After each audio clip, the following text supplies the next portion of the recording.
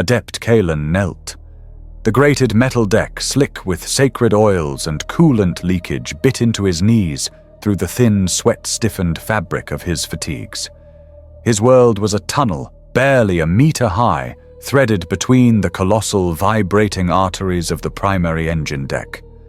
The air was a physical weight, a suffocating blanket woven from the rancid sweat of 1,000 men, ionized ozone, the acrid bite of spilled promethium, and the hot metallic breath of the engine itself. Above it all, the heavy cloying scent of incense burning endlessly to placate the machine's spirits. His task, as it had been for 8043 rotations, was the same. He was anointing the 20th cryo conduit coupling. He dipped the worn horsehair brush into the pot of consecrated unguent and began to paint the 6-pronged sigil of the Omnissiah onto the joint. His voice, dry and cracked, joined the dissonant choir of the deck, a low murmur of automated prayers, mechanical litanies, and the occasional wet crack of an electrolash. O spirit of the motive force, he mumbled the words, a reflex devoid of meaning. Accept this balm that thy sacred function may not falter. Let thy pistons drive, let thy coils contain. Let thy wrath be reserved for the enemies of the golden throne. He didn't know what the words meant. He only knew the cost of faltering. A missed syllable, a slightly imperfect sigil. And the overseer's lash would find his back. Not for failure, but for impiety. The machine did not fail. Mortals failed the machine. This was the first lesson of the engine decks. His life was a loop. A cursed, endless loop of ritual.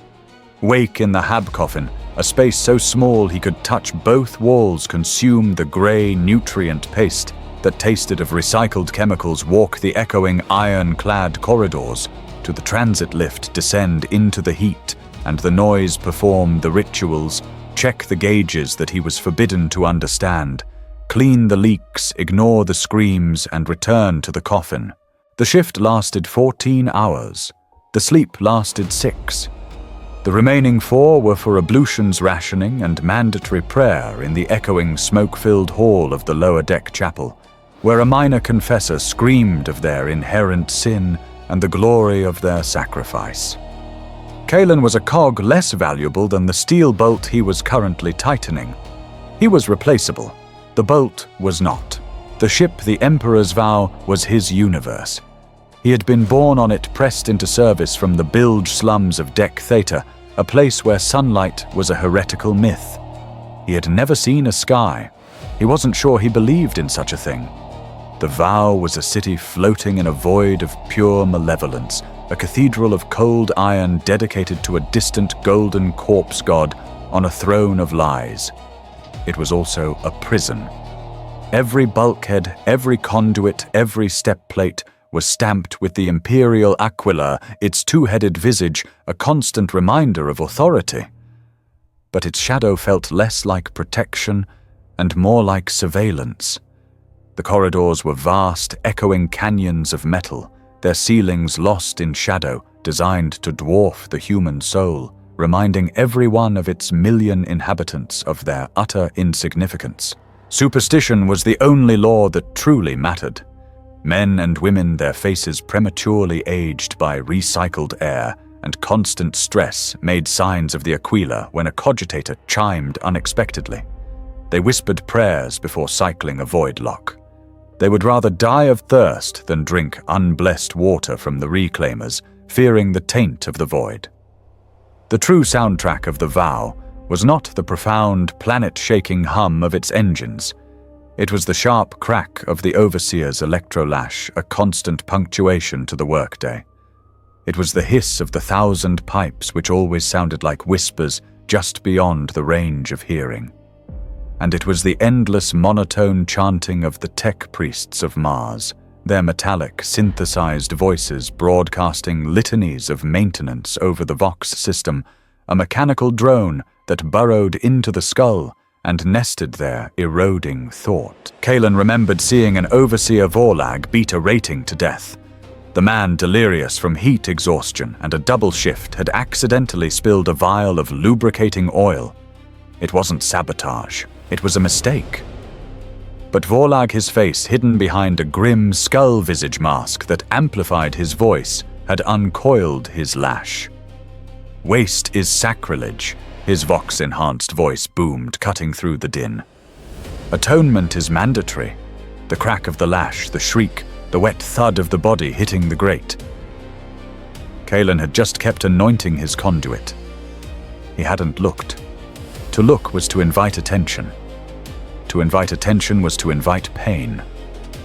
Life was a currency, and it was spent cheaply in service to the Imperium.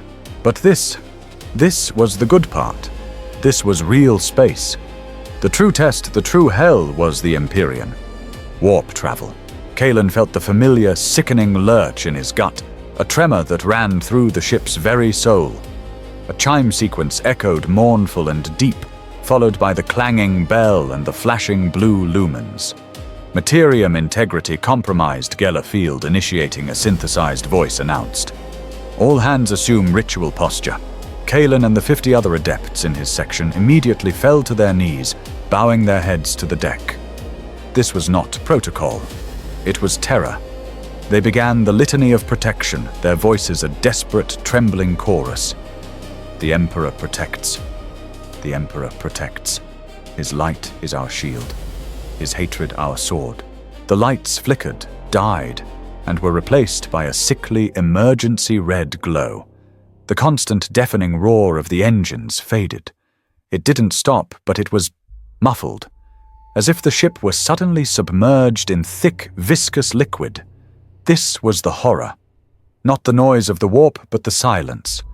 The oppressive, suffocating quiet that pressed in from outside the hull. The Geller Field was a bubble of belief, a fragile membrane of faith and ancient technology, separating their sliver of reality from an ocean of absolute, screaming madness. They didn't fear the things outside. They couldn't comprehend them. They feared the feeling, the sudden irrational spike of paranoia, the sensation of being watched not from the corridor, but from inside one's own mind. The air grew thick, tasting of static and old copper. Kalen squeezed his eyes shut, his chant becoming a desperate, muttered plea. He felt a phantom touch on the back of his neck, cold and wet like a slug. He flinched, his muscles tensing, but there was nothing there. There was never anything there. He felt the proximity of his fellow crewmen, their bodies trembling beside him, their fear a palpable stench that mingled with the oil and sweat.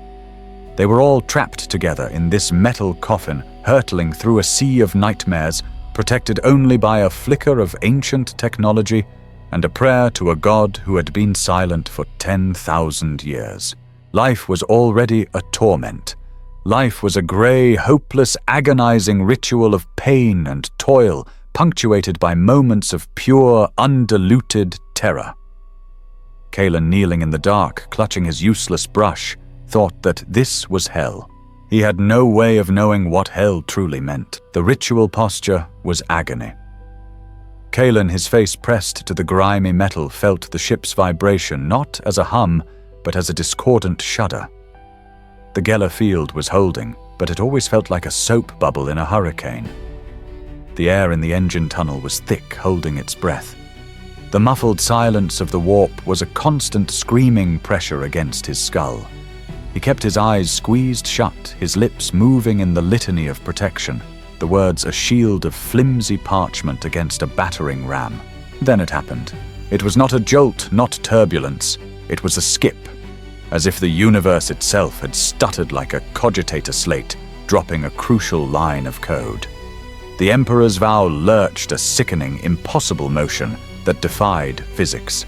The emergency red lumens, which had provided a hellish, constant glow, flickered. They didn't just go out. They turned a color that had no name, a shade of diseased violet that Kalen felt in his stomach. Then the field failed. For 3 seconds. 1. The red lights died. Utter darkness, absolute cold. The oppressive silence of the warp was replaced by a single penetrating sound. 2. It was not a sound that entered his ears. It was a psychic shriek that pierced his mind, his soul, his very marrow. It was the sound of 1,000,000,000,000 crystal goblets, all filled with screaming souls shattering at once. It was a note of pure, concentrated wrongness. 3. The red lumens snapped back on, blinding him. The ship groaned a sound of metal tortured past its limits. Then silence. The Geller field was back. The ship's normal, tortured hum returned.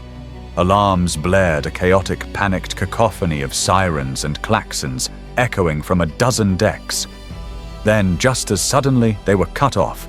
A metallic click, and the ship-wide vox crackled to life. "This is the bridge." The voice was strained, too quick. "We experienced momentary warp flux. The Geller field is stable.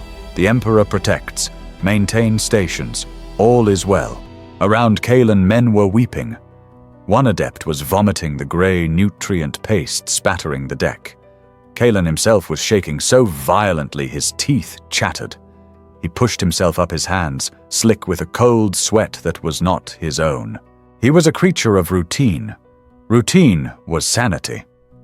He turned back to his station, his hands instinctively reaching for his brush and unguent pot. He had to finish the anointing, but he stopped. The noise, the choir of the engine room, it was wrong. He listened, his head cocked. The thud hiss of the main capacitor bank, the whine of the coolant pumps, the clank, clank, clank of the auxiliary pistons. But one was missing. He scrambled through the tunnel, ignoring the stinging in his knees, until he reached his primary responsibility, piston mount 7 Alpha. It was a monstrous thing, the size of a hab block, rising and falling in a rhythmic, sacred motion that powered the port-side void shields. It was still, utterly inert, a silent steel monolith. Kalen's blood ran cold. This was not a minor fault. This was a catastrophe. He looked up, his eyes tracing the thick armored cables to the diagnostic panel. His heart hammered against his ribs. The small, glowing rune screen, blessed by a Magos engine seer, clearly read, "Piston 7 Alpha 100% optimal." His mind couldn't reconcile the two realities. The silent, dead machine, the glowing, lying screen. He backed away, a new kind of terror dawning, a terror far colder than the warp shriek. He fumbled for his vox speed, his fingers clumsy. "Overseer. Overseer Vorlag, this is Adept Kalen. Sector 4. Piston 7 Alpha is inert. It has stopped.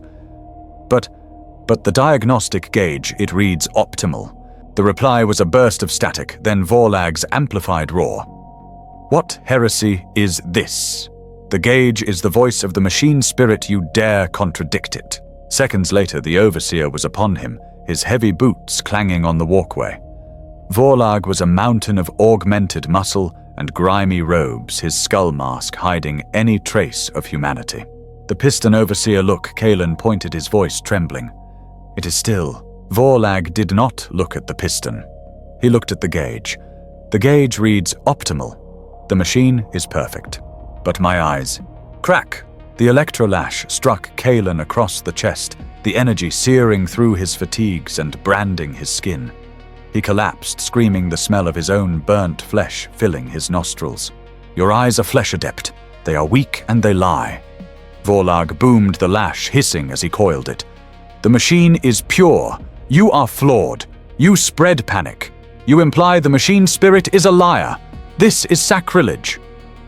He punctuated the word with a brutal kick to Kalen's ribs.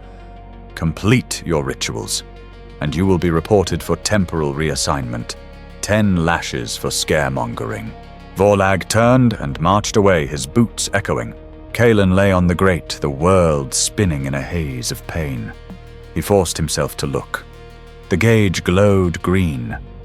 100% optimal. The piston remained utterly, terribly silent. He knew with a certainty that chilled him more than the lash's burn that the lie was the real horror. The ship was broken, and it was pretending it wasn't. That cycle, when the shift chime finally rang, Kalen limped back to his hab coffin. The cramped metal box, his only refuge, felt different. It felt like a tomb. He sealed the door, the darkness absolute, his body screaming with pain. Sleep came not as a comfort, but as an abyss, and in the abyss he dreamt. He did not dream of rituals or overseers or pistons. He dreamt of an eye. It was not a human eye. It was boundless, a swirling nebula of burning, impossible blue and fiery, shifting pink. It was an eye of pure energy, of infinite depth, and it was looking directly at him. It saw his fear, his pain, his insignificant life, and his secret, blasphemous doubt about the piston. It saw everything. Kalen woke up. He was screaming a raw, terrified shriek that tore his throat. He had bolted upright, his skull cracking against the low ceiling of the coffin. His heart was a trapped bird, and as his scream faded, he heard them, through the thin metal walls, from the hab unit above him, from the corridor outside, from the deck below. Screams, thousands of them. A wave of collective, simultaneous terror washing through the Emperor's vow. The ship was a charnel house of nightmares. He gasped, clutching his chest, trying to remember. What had he seen? What was the dream? It was gone. The image, the terror, all of it. It had vanished, leaving only a cold void. He couldn't remember why he had screamed. No one could. There was only a lingering static in his mind, a cold spot behind his eyes, and the echo of a feeling, the feeling of being changed. He shivered in the dark, waiting for the chime that would call him back to the silent piston. The 10 lashes had flayed the skin from Kalen's back, the ritual salt rubbed into the wounds, a fiery reminder of his sacrilege. But the physical pain was a distant echo compared to the wrongness that had settled over the Emperor's vow. The screams from the nightmare had faded, replaced by a sullen, fearful silence. The crew moved with a jerky, paranoid energy. Fights broke out over spilled ration paste. Overseers used their lashes with a frantic, desperate cruelty. The ship felt like a drum, its skin pulled too tight, waiting to split. Kalen was back in the engine tunnel, his body aching with every movement. He was kneeling before Piston 7 Alpha. It was still silent. The gauge still read 100% optimal. He had learned his lesson. He did not speak. He did not look at the inert machine. He looked only at the gauge, anointing its blessed casing, his prayers directed at the lie, not the reality. He was now complicit in the ship's self-deception. Overhead, the Voxcaster sputtered. It was supposed to be broadcasting the litany of the unbroken cog, a mind-numbing 20-hour loop of synthesized chants. It was there, but it was thin. Beneath it, almost imperceptible, was something else. A whisper tangled in the white noise. Truth! Kalen froze, his brush hovering. He glanced at the adept nearest him, a gaunt woman named Rilla. She was muttering her own prayers, oblivious. He strained to listen. The synthesized choir droned on. And the gears shall grind the unbeliever. And beneath it the static hissed. So. Cold. The steel lie. There is another way. Kalen shook his head, a jolt of fear running through him. Auditory hallucinations, a symptom of fatigue or starvation or the warp shock. He focused on his ritual, his own voice a desperate rasp, trying to drown out the interference. But the whispers persisted. They seemed to come from everywhere, the vox, the vibrating pipes, the very air. They spoke of truth and the path and the great change. They were insidious, not demanding, but suggesting. They slid into his mind like oil, promising relief from the endless crushing loop of his existence. The shift chime finally rang, a dissonant clang that felt more like a warning than a release. Kalen pulled his aching body through the corridors. His route back to the hab coffins took him past a tertiary chapel on Deck Gamma, a small alcove carved from the iron bulkhead lit by sputtering electro candles. Usually he would hurry past, eager for the oblivion of sleep. But today the voice of the confessor, a zealot named Malachi, boomed with an unusual cadence, drawing him to a halt. Malachi was a gaunt, hollow-eyed man, his black robes stained and frayed. He was preaching to a small, packed crowd of off-shift ratings and armsmen, their faces rapt and unnervingly pale in the flickering light. Haderia. And you fear the tremor. You fear the nightmare." Maliki cried, his arms spread wide. "You fools, that was not an attack. That was a blessing. For centuries we have served in stagnation. We have polished the same steel. We have prayed the same prayers. We believed that was loyalty." He leaned forward, his voice dropping to a conspiratorial hiss. "But the Golden Throne is not a static idol. It is a forge. The Emperor demands not just our service. He demands our evolution. He demands change." The word hung in the air, vibrating with a strange power. "Kim, to be stagnant is to be heretical." Maliki slammed his fist on the rusted lectern. "To remain the same is to doubt his divine plan. The universe is in flux, my children, and only in transformation, only in becoming something new, can we truly prove our loyalty.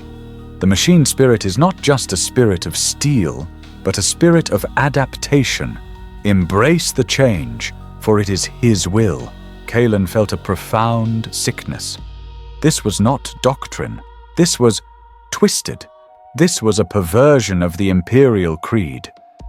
He looked at the crowd. They weren't just listening. They were nodding a slow, rhythmic, frantic agreement. Their eyes were wide pupils, dilated a strange, feverish light in them. One of them, an armsman with a heavy jaw, whispered, "Embrace the change," his voice thick with awe.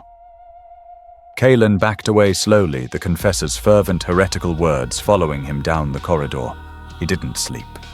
He lay in his coffin, listening to the whispers in the ship's ventilation. The next rotation, Kalen's assigned partner for conduit flushing Lyra was waiting for him. Lyra was small, tough, and had survived the decks by being relentlessly pragmatic. Today she looked terrible. Her skin was a waxy yellow, and dark circles ringed her eyes, which darted nervously from shadow to shadow. "You hear them too, don't you?" she whispered as they descended in the rattling lift, her voice barely audible over the screech of the mechanism. "Hear what Lyra?" Kalen said, his stomach tightening. "The pipes," she hissed, clutching her toolkit. "They're not carrying water anymore. They're singing. It's beautiful, Kalen. It sounds like numbers, like colors. It told me my name. It told me I was chosen." "Lyra, that's just the pressure," Kalen said, the lie tasting like ash. "You're tired." "No." She snapped, her eyes flashing with that same manic light he'd seen in the chapel. "You're just not listening. It's a song of 9. A beautiful, perfect song. It's... Oh, throne. It's starting again." She clamped her hands over her ears, but she was smiling, a look of ecstatic agony on her face. Kalen worked beside her, all shift his fear, a cold knot in his gut. Lyra was silent, save for a low humming, a discordant, arrhythmic tune that made Kalen's teeth ache. The next cycle, Lyra was not at the rendezvous point.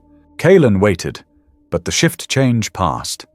He was assigned a sullen-faced replacement and given a warning for tardiness. He worked his 14 hours, his mind consumed by Lyra's face, her ecstatic smile. He felt a creeping dread. On his way back to his coffin, he made a detour, a violation of protocol that could earn him another lashing. He went to her workstation, a small monitoring alcove near the coolant reclamation vats. "Lyra," he called softly, slipping into the dark space. It was empty. Her tools were neatly racked. Her data slate was on its charging port. Everything was in its place, except the air. It was cold, and it shimmered. He stepped closer. The deck, the control panel, her empty stool, everything was coated in a thin, delicate film, a layer of crystalline condensation. He reached out a trembling finger and touched the stool. It was a fine, pink frost. It clung to his finger, and for a second he smelled it. It smelled sweet, like burning sugar and ozone. He wiped his hand on his fatigues, his heart hammering, and looked at the wall above the station. Scratched into the metal, as if with a fingernail, was a crude drawing, a circle with 9 arrows pointing outward. Kalen fled. He ran all the way to his coffin, sealed the door, and trembled in the dark, the whispers from the vents now sounding less like static and more like a triumphant celebratory song. The ship had become a fever dream, but the lashing from Overseer Vorlag was terribly real.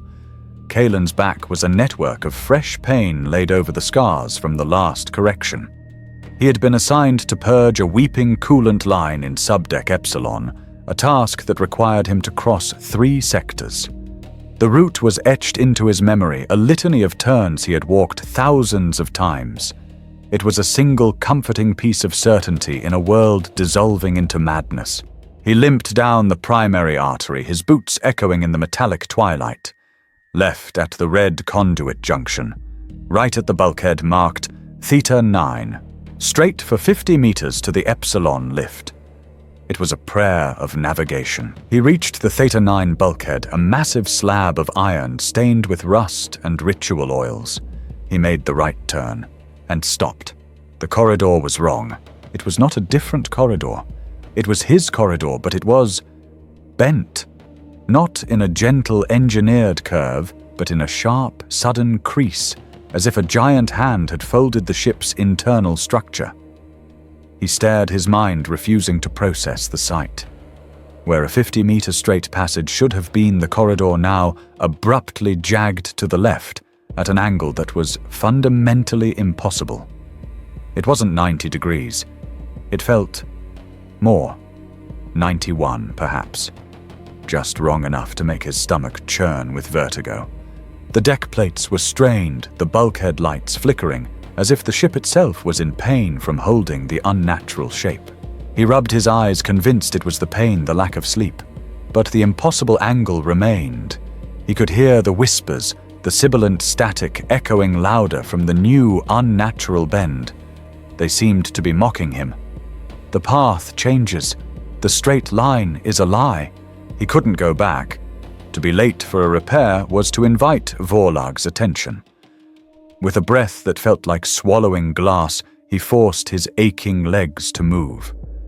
He walked toward the impossible angle, his hand trailing on the wall. As he turned the corner, the gravity felt thin.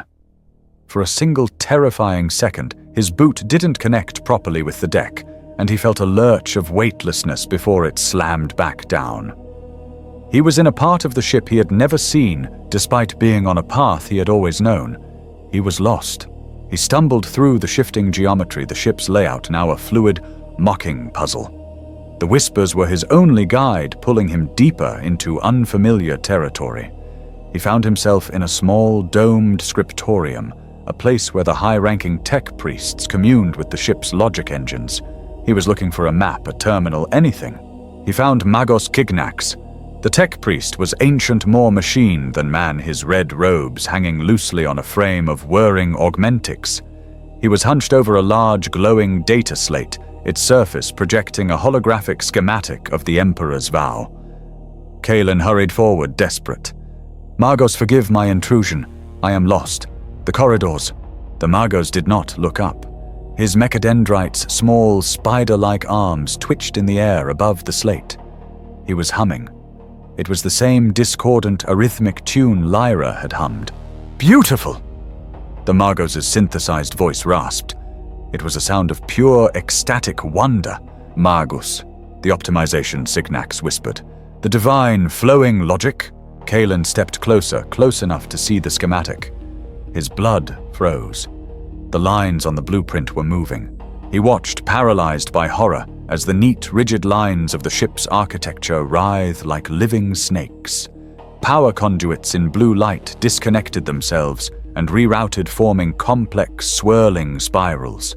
Passageways he had just walked down sealed themselves off on the map, while new ones, corridors that could not exist, etched themselves into the ship's design in real time. As he watched the lines representing the engine decks, his own tormented home began to twist and flow, converging into a single complex 9-pointed sigil that pulsed with a faint pink light. The ship was rewriting its own reality. The old design was so constrained, the Magos thrummed his optical lens, glowing with an intense blue light. So ignorant. But now, it sings. It sings the truth of its own existence. It is perfect. The tech priest, the guardian of the ship's logic, was in love with its madness. Kalen backed away. The Magos never noticed. Kalen turned and ran, blind, desperate. He didn't care about the coolant leak. He didn't care about Vorlag. He just ran. He took turns at random, trying to escape the whispers, trying to escape the impossible, beautiful geometry that was consuming the ship. He sprinted down a narrow service tunnel, the air thick with the smell of ozone, and slammed to a halt. A dead end. A solid, featureless bulkhead of riveted iron. He was trapped. He could hear sounds behind him, a rhythmic skittering like the Magos' mechadendrites, only larger. He pounded his fists on the wall, a raw animal sound of panic tearing from his throat. No. No throne, no. Let me out. He slumped against the wall, defeated his body, shaking. He was going to die here, lost in a part of the ship that shouldn't exist, hunted by something. He pressed his face to the cold metal, his breath catching in a sob. And the metal moved. He froze. He hadn't imagined it. He pushed again tentatively with his palms. The solid 3-inch thick iron bulkhead yielded. It didn't bend. It didn't break. It rippled like the surface of a black, mercury-filled pond. The metal flowed around his hands, the sensation impossibly cold, shockingly fluid. He stared, his terror momentarily replaced by a stunned, horrified awe. The skittering was closer. With a gasp, he threw his weight forward. He didn't break through the wall. He fell through it. For one sickening instant, he was suspended in a void of absolute cold and silence, the smell of dust and ancient secrets filling his lungs. He felt the metal flow past him reforming, and then he was falling. He landed hard on a grated deck, the wind knocked out of him. He looked up. The wall he had come through was solid dark, and covered in a thick layer of grime. There was no door. There was no opening. He was in a dark, cavernous space. The air was hot, humid, and thrummed with a new sound. It was not the sound of machines. It was the sound of voices. Hundreds of them joined in a low, rhythmic, fervent chant. And from the darkness a figure approached, silhouetted by a faint blue-pink glow. Kalen recognized the impossible crystalline sheen. He recognized the voice now strong and resonant. It was Lyra. Kalen scrambled to his feet, his body bruised from the fall. The chamber was vast, far larger than any space that could exist in this sector. The air was hot, thick, and smelled of ozone and something sweet like the pink frost he'd found at Lyra's station. And the chanting. It was everywhere. A low, rhythmic hum from hundreds of throats, a song that seemed to vibrate in his very bones. Kalen. He spun around. Lyra stood before him, but she was not the trembling, hollow-eyed woman from the engine decks. She was radiant. Her skin seemed to glow with a faint, healthy pink flush. Her eyes, once dull with fatigue, were clear and bright, and her pupils were starbursts of electric blue. She was smiling, a look of genuine, profound peace on her face. Lyra, what is this place? It is the first truth, she said, her voice a soft, melodic reassurance. You found the door. He showed you the path, just as he said. Lyra gestured towards the center of the cavern. Kalen's gaze followed, and his breath caught in his throat. A crowd of crew members, dozens, perhaps hundreds, drawn from every level of the ship, knelt in a wide circle. Ratings armsmen, even a few robed adepts like himself, and in the center stood a figure he knew with chilling familiarity. The bulky, augmented frame, the coiled electro-lash at his hip. It was Overseer Vorlag. Kalen flinched, his back muscles screaming in anticipation of the lash. Overseer! I was lost! I didn't mean... But Vorlag did not move. He was not wearing his skull mask. His face, usually a mask of rigid fury, was exposed and serene. He looked beatific. And his eyes. Kalen's stomach turned to ice. Where his eyes had been two jagged, multifaceted crystals were now embedded in his sockets. They pulsed with a soft, blue-pink light, casting shifting, complex patterns on the kneeling crowd. Vorlag's voice echoed in the chamber, but it was not the amplified roar Kalen dreaded. It was smooth, resonant, and horrifyingly kind. There are no lost men here. Adept Kalen Vorlag said, his crystal eyes seeming to look right through him. Only those who have found the door. We knew you would come. The one who saw the first truth. The piston, Kalen whispered, horrified. The silent piston Vorlag confirmed, a gentle smile touching his lips. The lie of the gauge. You saw the imperfection in the perfect machine. You saw the beginning of the great revelation. He raised his hands not to strike, but as if in benediction. For generations we have served a silent corpse chained to a cold machine. We were slaves to stagnation. We polished our chains and called it loyalty. We suffered under the lash and called it duty. He pointed a finger at Kalen. The architect of fate has blessed this vessel. He has shattered the lie of iron and ignorance. This chaos. It is not a curse, Kalen. It is truth. It is freedom. It is the blessed release from the tyranny of the cog and the ritual. It is change. Lyra stepped forward and took Kalen's hand. Her hand was warm, and the touch sent a bizarre, pleasant tingling up his arm. It's beautiful, Kalen. She whispered, her blue eyes shining. There's no more pain, no more fear, no more endless grey routine. Just the song, the truth. He's offering it to you. Join us. Kalen stared, his mind fracturing. The promise? No more fear. It was a siren's call to his tormented soul. But this was madness. This was the heresy Malachi had preached. Before he could find a voice, before he could accept or deny, a deafening klaxon blared. Clang, clang, clang. It was not the ship's alarm. It was the shrill, righteous cry of the Arbites. A nearby bulkhead, a solid wall Kalen had just inspected, didn't open.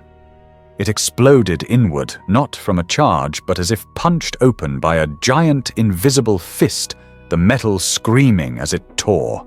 Heresy in the name of the Lex Imperialis purged the unclean. Blinding white floodlights snapped on, illuminating the cavern, banishing the soft crystalline glow. A squad of 8 Arbites clad in heavy black carapace armor stormed through the breach. Their visored helmets were emotionless, their shotguns and bolt pistols raised. Their leader, a broad-shouldered officer, leveled his bolt pistol directly at Vorlag. By order of the Magistratum, you are all sentenced to death, the officer boomed. A sickening realization hit Kalen. They tracked me. They followed my transponder. I led them here. Fire, the officer commanded.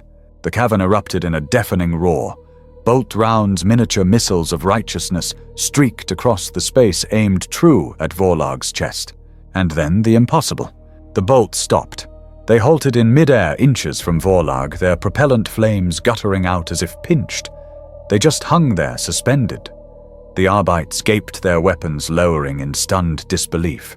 Vorlag smiled. The bullet is a lie. The flesh is weak. He raised one hand. The suspended bolt rounds trembled. Their metal casings cracked, not with an explosion, but like an eggshell. The explosive charges within dissolved into harmless, glittering dust. The metal warheads themselves, they bloomed. They unfolded like delicate, impossible origami, the grey steel shifting in color.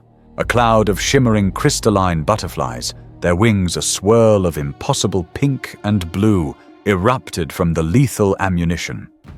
They fluttered harmlessly into the air, a silent, beautiful refutation of imperial justice, and then dissolved into motes of light. For a heartbeat, the chamber was silent. Dywitch, the Arbiter officer, screamed, his faith overcoming his shock. He dropped his useless pistol and drew his power maul, its blue field crackling to life. But the cultists were already moving. They rose as one, not in a panic, but with a terrible, unified purpose. Lyra opened her mouth and screamed, not a sound of terror, but a single piercing sonic note of pure, concentrated energy.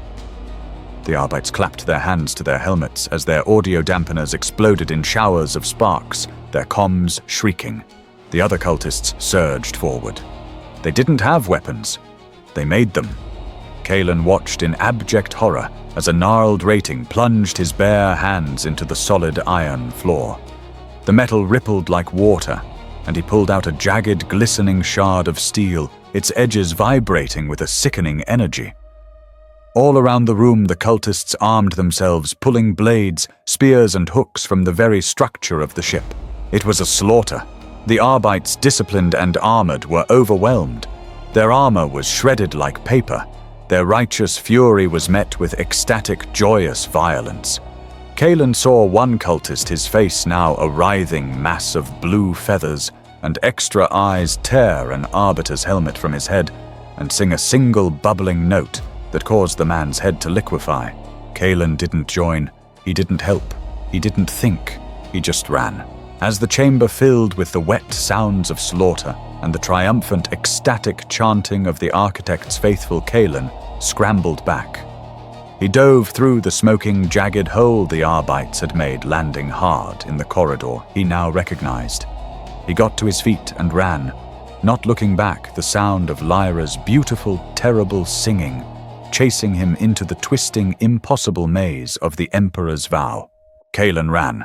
He wasn't running to somewhere. He was running from the screams and ecstatic singing of the cult mingling with the wet sounds of tearing flesh and metal echoed behind him. He was not a warrior. He was not a zealot. He was a rat in a trap that was resizing itself. He dove down a service lift sliding on a film of pinkish slime and burst onto a secondary armament deck. The air was immediately wrong. It was thick, and it was sweet. He stopped gagging. His breath wasn't the familiar smog of recycled sweat and ozone. It tasted of burnt sugar, a cloying, sickly, pleasant scent. He recognized it, the smell of the frost at Lyra's station, the smell of Vorlag's hidden chamber. He looked up. The massive ventilation ducts, the heart of the life support system, were breathing. They weren't pushing air. They were exhaling a shimmering spectral mist, a nebula of pink and blue that swirled in the dim deck lights. The life support wasn't broken. It was converting. In an alcove, a group of armsmen, burly men trained for combat, were huddled directly beneath a vent. They had removed their helmets. They were staring up, mouths open, breathing the fog in deeply. And they were laughing. Not the laugh of mirth, but a hollow, empty, mindless cackle. "It's beautiful," one mumbled, pointing at a blank bulkhead. "Do you see it? The walls? They're breathing." Another was weeping, the tears glittering like liquid crystal. "It's singing to me. The whole ship. It's singing." Kalen ripped the filthy collar of his fatigues up over his mouth and nose. The vertigo was almost immediate. The mist drifted across his eyes, and for a second he saw the corridor before him ripple as if made of water. The rusted pipes seemed to twist in a languid, melodic rhythm. The whispers in his head, usually an abrasive, static hiss, were suddenly clear, sonorous, and convincing. Why resist, Kalen? Why be afraid? Breathe. See the truth. Lay down your burden. He shook his head violently, a sharp pain of sanity lancing his temples. He turned and fled, holding his breath for as long as he could, diving into an auxiliary maintenance tunnel where the air was stale, filthy, and throne be praised safe. The ship's lungs were no longer trying to keep the crew alive. They were trying to assimilate them. He had to know what was happening. Chaos was erupting. He found his way back to the primary engine room, hoping the familiarity would ground him. The place was a wreck. The other adepts had fled or were in hiding. There was only the echo and the terrifying silence of Piston 7 Alpha. He found a secondary cogitator station, its screen flickering in the gloom, coated in the pink dust. This was forbidden. Touching an unassigned cogitator was a sin punishable by the lash. But Vorlag was a monster prophet, and the Arbites were dead. The rules were gone. Kalen typed in the query runes, his fingers trembling on the keys. He needed a status report. Where was life support? Where was reactor integrity? The cogitator beeped a dry, clicking sound. Green text scrolled onto the screen, but it wasn't data. It was a question. If a ship changes every bolt, every hull plate, and every wire, is it still the same ship? Kalen recoiled, a cold dread shooting up his spine. This was madness. These were the words of Magos Tignax. He typed again, more frantic. "Query air filtration status. Data request." The screen flickered. "Define air." "Work, you damned machine!" Kalen screamed, slamming his fist on the casing. "Give me the data!" And then the cogitator obeyed. It didn't give him text. It unleashed a wall of binary code. Millions of zeros and ones scrolling up the screen at an impossible, untrackable speed, a waterfall of meaningless data. And from the cogitator's speaker, a sound emerged. Not a beep, not a voice. It was a scream. A high-pitched, sustained, synthesized shriek. It was the sound of the binary code itself, screaming a wail of mathematical agony and impossible ecstatic joy all at once. It shrieked the secrets of the universe in a language no human mind could endure. Kalen yelled and tore his hands away just as the station exploded in a shower of sparks and hot plastic. The screen shattered, but the scream continued, now echoing from other Vox systems across the deck. The mind of the ship had shattered. The cogitator's wail and the flashing reactor alarms drew attention. A heavy armored door hissed open and figures entered. Kalen flinched, but it wasn't the cult. It was something worse, the old order. Magos Prime Hazek, the head of all engineers on the Vow, strode into the engine room. He was a giant of metal and red robes, almost no human flesh visible. He was the embodiment of the cult Mechanicus's iron logic. And he looked panicked. His one remaining optical lens was twitching, and he was trembling. Unstable Hasek's voice was a harsh, static screech. "The plasma flow! It fluctuates. The rituals fail. The sacred relics are refused." As if to emphasize his words, the ship's lighting switched from red to a sickly green, then to total blackness, plunging the engine room into a void before snapping back to red alert. The entire ship groaned a long, tortured sound of stressed metal. The machine god is angered. Hasek raised his power axe, the symbol of his office. Prayer is insufficient. Holy oil is insufficient. The machine god thirsts. He turned to his escorts. They weren't armsmen, but his own Skitarii, his cybernetic soldiers. Enact the final sacrifice protocol. Appease its wrath. The machine god demands a tithe of life. Kalen didn't understand. Sacrifice. One of the Skitarii activated a hatch Kalen had never seen used. From it, a line of figures stumbled out. 100 of them. They weren't crew. They were the ship's servitors, vat-grown, mind-wiped criminals, the lowest dregs of the Imperium, barely human. They blinked in the red light, stunned and docile. "For the Omnissiah!" Hasek roared. "Feed the machine." The Skitarii began their work. They seized the servitors one by one and dragged them to the main plasma reactor's inspection moor, a circular pit that glowed with blinding blue-white light and a searing heat, and they threw them in. Kalen stood frozen, paralyzed by the horror.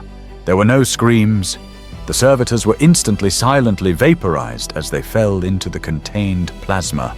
One by one, 100 souls extinguished in seconds. As the last one vanished, the ship's groan changed.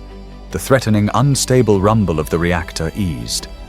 It shifted to a low, steady hum. A deep, satisfied rumble. A purr, and then the most terrible miracle of all. The red alert lights shut off. The cogitator's scream cut to silence. The lumens above Kalen flickered and then stabilized. Not red, not pink. They turned a pale, steady, functional green. The all-systems nominal green, the optimal green. A quiet fell over the engine room, broken only by the contented thrum of the plasma reactor. The relief from the other engine seers was palpable. They muttered prayers of thanks. Kalen turned away and vomited. The chaos, the whispers, the madness, they were horrific. But this return to order, purchased with 100 lives, was infinitely worse. The ship had just taught its old masters a new rule. The fanaticism of the Imperium and the hunger of chaos had just found their terrible common ground. The act of sacrifice had bought a temporary, monstrous peace.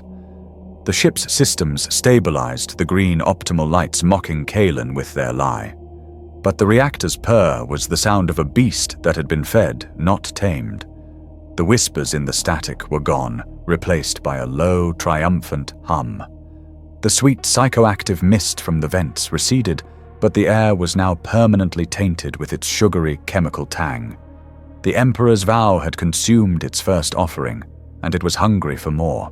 Kalen moved through the ship like a phantom, avoiding both the remaining pockets of Imperial authority, who were now just as monstrous as the cultists and the cultists themselves, who were rapidly multiplying. He was trying to find a place to hide a forgotten storage locker and empty maintenance shaft. He was no longer trying to perform his duties. His duty was to the machine, and the machine was now a god that demanded blood. He was cutting through a barracks on deck Zeta when he heard a sound. A rhythmic scrape, scrape, scrape. It was the sound of metal on metal, harsh and grating. He peered around a stack of bunks. An armsman still in his crimson flak armor was leaning against a bulkhead. He had his back to Kalen. His combat gauntlet was off, and he was methodically scratching his own face, his bare fingernails making the terrible scraping sound. "Stop! Itch!" The armsman hissed, his voice a low-pained growl. "Stop! The itch!" Kalen thought the man was mad, driven insane by the whispers or the mist. "Adept. Armsman." Kalen started, his voice a dry croak. "Are you—" Well, the armsman froze. He turned around very, very slowly. His face was a ruin, but it wasn't bloody. He had clawed deep furrows into his own cheeks from his temples to his jawline. Where the skin had peeled away, there was no raw flesh, no muscle, no blood. Beneath the skin was a new layer, a layer of shimmering, iridescent crystalline scales, like the skin of a reptile glowing with a faint blue-pink light. They were beautiful, and they were perfectly geometrical. One of his eyes was gone, replaced by a cluster of the same sharp, glittering crystals. "It won't stop itching!" The armsman whispered, his remaining human eye wide, with a pain that was beyond madness. He raised his hand, his fingernails now caked with his own crystalline scurf. It's growing! Make it stop!" He lunged at Kalen, not in anger, but in a desperate plea for help. Kalen yelped and scrambled backward, bolting from the barracks. The armsman didn't follow. Kalen heard the scrape, scrape, scrape resume as he ran, the sound of a man trying to claw a living jewel from his own skull. The physical infection was spreading. The blessing Maliki and Vorlag had preached was not just of the mind, it was of the flesh. The ship was not just changing its corridors, it was changing its inhabitants. He fled deeper down into the bilge decks, the places where he had been born. These were the guts of the ship, a maze of ancient pipework and colossal forgotten machinery. The air here was thick with moisture and the smell of decay. He found a dark, narrow passage, a junction of pipes, and sagged against the wall, his body trembling with exhaustion and horror. He was not alone. He heard a low, wet sound. A thump, polish, thump, polish. He edged around a massive, weeping conduit, his eyes straining in the dark. He saw them. 2 crew members, a man and a woman, in the grey fatigues of the sanitation adepts. They were on their knees, side by side, in a small alcove. They were performing their duty, polishing a vast, bronze-plated pipe part of the atmospheric exchange. Thump! Polish! Thump! Polish! They moved in perfect, mindless unison, their rags rubbing circles on the metal. But they were wrong. Kalen crept closer. The man's left arm from the shoulder down was gone. In its place, his flesh had flowed like melted wax, merging with the bulkhead behind him. He was physically, permanently attached to the wall. The woman was worse. Her entire lower body from the waist down had dissolved and fused into the grated decking her legs, and the metal grate now one single pulsating mass of reddish-grey flesh metal. And they were still working. They were part of the ship. The wall, the floor, and their living upper bodies were a single grotesque sculpture. Their faces were serene, their eyes closed. They were humming. The same discordant 9-note tune that Lyra had hummed. They were no longer human. They were components, Specialized biological components fused into the greater whole, still performing their last automated task. Kalen backed away, his hand clamped over his mouth to stifle his scream. The ship was absorbing them. He ran until his legs gave out. He found a small, dark access crawl space and sealed the hatch behind him. He was alone. In the pitch black, with only the sound of his own ragged breathing and the distant contented thrum of the plasma reactor. He was shaking. Was it happening to him? He couldn't see. He fumbled with his pack, his fingers finding his glow stick. He snapped it. The harsh green chemical light filled the tiny space. He looked down at his hands. They were calloused, scarred from a lifetime of labor, stained with grease and oil. They were his hands, and then he saw it. His left index finger. It felt strange.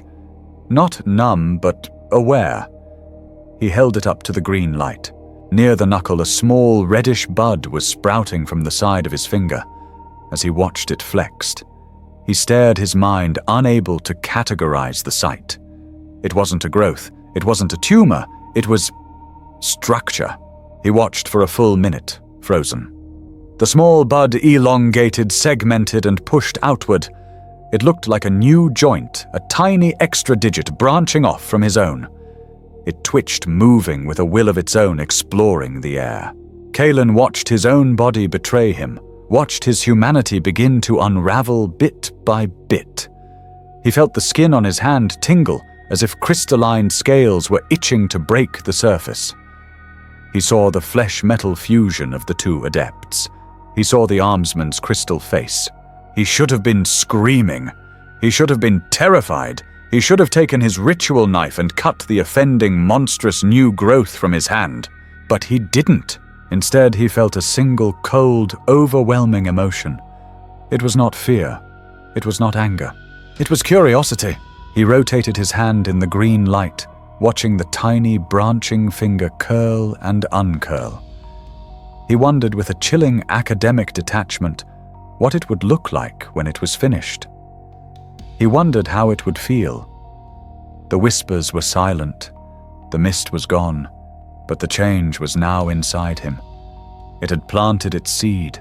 He sat in the dark, watching his hand mutate, and for the first time, he didn't feel like a victim.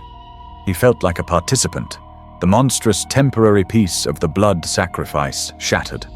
The ship had tasted obedience bought with slaughter, and its systems, now stabilized, became weapons for the factions vying for its corrupted soul. The green optimal lights were no longer a lie.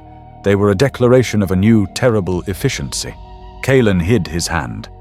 He found a discarded gauntlet from the barracks of the crystalline armsman and jammed his mutating hand inside the metal cold and tight over his branching finger. He had emerged from his crawl space into a war zone. The ship was no longer just sick.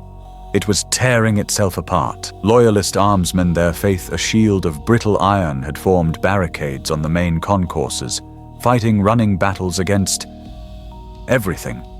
They fought the spreading mist.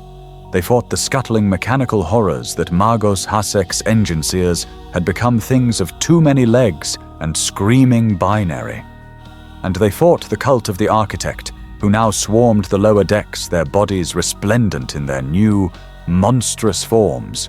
Kalen was just trying to find water his throat sandpaper raw when the ship-wide vox crackled to life. It wasn't the static-laced whispers or the shrieking of the cogitators. It was a voice, clear, calm, and resonant. It was Captain Arite. No one had seen him since before the Geller field failure. His voice, once a bark of command, was now a smooth, melodic baritone that slid into the ear like a calming serum. Children of the vow. The voice began echoing from every bulkhead. You have toiled in darkness. You have served a lie, bowing to a static, gilded corpse. You have feared the unknown. You believed the prison of iron and the tyranny of the ritual was your salvation. A pause. Kalen could hear beneath the voice a faint, wet, bubbling sound. The prison is broken. The Emperor's vow has been blessed. It has transcended its base matter. It is no longer a mere vessel. It is a chrysalis. And we We are the beautiful emergent truth. The great change is not an invasion. It is our ascension. Your pain is the cracking of the shell. Embrace it. All who cling to the old dead ways, all who resist this glorious metamorphosis. They are the heretics. They are the true blasphemers. Join us on the bridge. Join us and see. The broadcast clicked off, leaving a profound, stunned silence. The ship's own captain had just declared loyalty to the Imperium a heresy. The final pillar of authority had not just crumbled. It had willingly, joyfully fallen. The silence was broken by a new voice, this one not from the Vox, but from a portable, crackling loudspeaker. Liar, traitor, demon spawn. Kalen flattened himself into an alcove. A squad of men, their uniforms torn and blooded, but their Aquilus polished, marched down the corridor. At their head was a man Kalen had only seen from a distance, Commissar Valdek. He was the image of imperial wrath, his black greatcoat pristine, despite the chaos, his peaked cap pulled low, his face a mask of granite fury. A crimson sash held a bolt pistol and a gleaming chainsword. He was followed by perhaps 50 armsmen and a handful of ratings, the last vestiges of the old vow. They looked terrified, but Valdek's presence was a rod of iron in their spines. The captain is compromised. Valdek's voice was a gravelly roar that cut through the ship's hum. His soul is forfeit, the command structure is broken, but the Lex Imperialis is not. He has declared us heretics, we the faithful, then we shall answer this heresy with righteous steel. We are the last true servants of the Emperor on this damned vessel. We will retake the bridge, or we will die, purging the traitors who hold it. He saw Kalen huddled in the alcove. Valdek barked, leveling his bolt pistol at Kalen's chest. Adept, are you with the God Emperor, or are you with the thing on the bridge?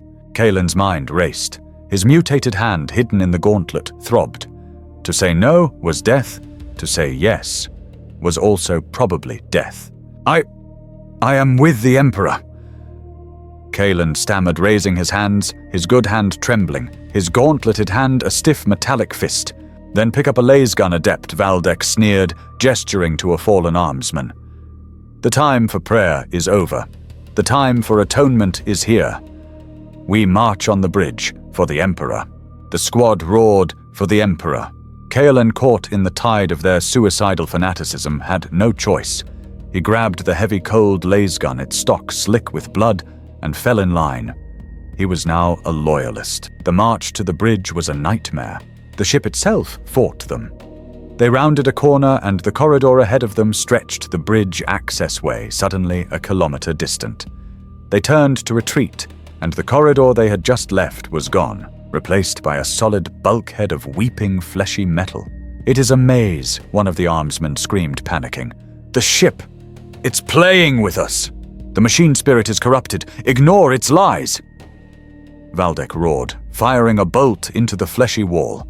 The wall bled steaming pink fluid, and then reformed. Forward only forward? They were forced into service tunnels through ventilation shafts, climbing over pipes that writhed like serpents. The ship was herding them, and then it sprung the trap.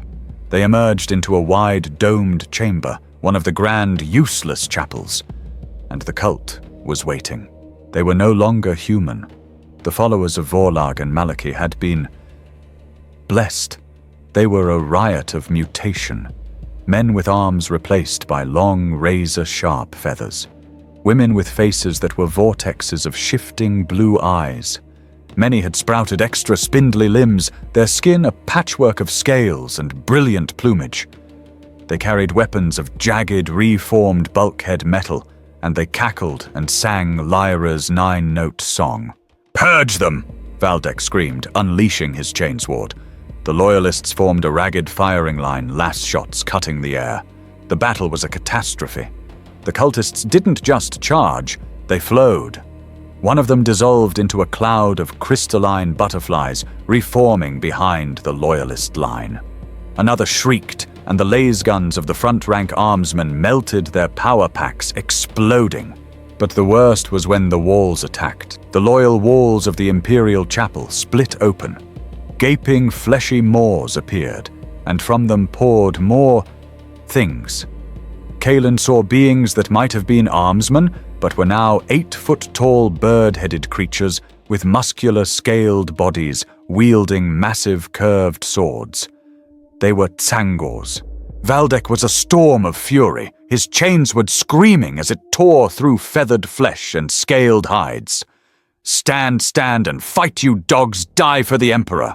But the line broke. The Loyalists were enveloped, dragged down, torn apart by a tide of joyous, shrieking mutation.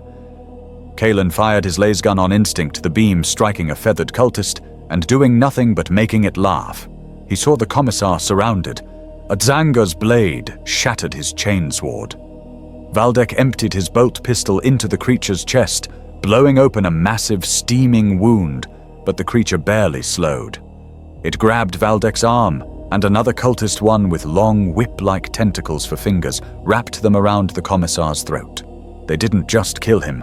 They dragged him still fighting, still cursing the Emperor's name as a battle cry toward one of the screaming, fleshy mouths in the wall. Valdek met Kalen's eyes for one final, terrible second. His face was not afraid. It was filled with an absolute, undiluted hatred that was almost as terrifying as the cultist's joy. Then they pulled him inside. The wall sealed, muffling his final defiant curse. Kalen didn't think. He was a rat. He ran. He dropped the useless lasgun and scrambled into a ventilation duct as the last of the Loyalists were overwhelmed in a crescendo of ecstatic slaughter. He crawled into the darkness, the sounds of the massacre fading behind him, his own hidden mutated hand throbbing in time with the ship's new triumphant heartbeat. The last bastion of Imperial rule was gone, devoured by the very ship it had sworn to protect. Kalen crawled from the vent, his throat a dry husk. The battle was over. The ship was quiet, save for the distant, joyful singing of the victorious cult. His thirst was a physical, agonizing force overriding his fear. He hadn't had water he didn't know. Time, like gravity and architecture, had lost its meaning.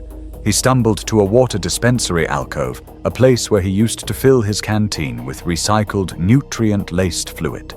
The small green rune that signified potable was gone. In its place, the metal of the dispenser itself seemed to have reformed, twisting into a crude, 9-pointed star that glowed with a faint pink light. His thirst was too great to care. He slammed his palm on the activation plate. There was a wet, sucking sound from the pipes, a sound of thick, reluctant movement. Then the liquid came. It was not water. A black, viscous fluid, thick as oil, oozed from the spout. It shimmered with an oily, pearlescent quality in the dim light. It did not smell of chemicals or filtration. It smelled of ozone, old metal, and something else. Something impossible. It smelled like dust from a billion-year-old tomb. It smelled like knowledge. Kalen stared at it. This was poison.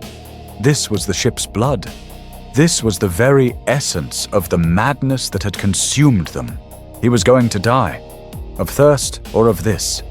He had seen the fused adepts, the crystal-skinned armsmen, the feathered cultists. He had hidden his own branching finger. What was one more violation? His hands, one gloved, one bare, cupped under the spout. The black liquid was cold, heavier than water. He raised his trembling hands to his lips. He hesitated. The whispers which had been silent returned for just a moment, a single sibilant word. Drink. He drank. The taste was appalling, like licking a battery and chewing tin foil. It was cold, metallic, and electric. It didn't just slide down his throat, it crawled. And as it hit his stomach, his mind exploded. It wasn't a vision. It was a data dump. For a fraction of a second, he saw it. He saw the ship not as a map, but as a living, breathing schematic. He saw the altered, impossible corridors. He felt the contented, purring hum of the blood-fed reactor. He understood with a sudden, terrible, unwelcome clarity that the shortest path from the engine room to the bridge was no longer a corridor, but a thought.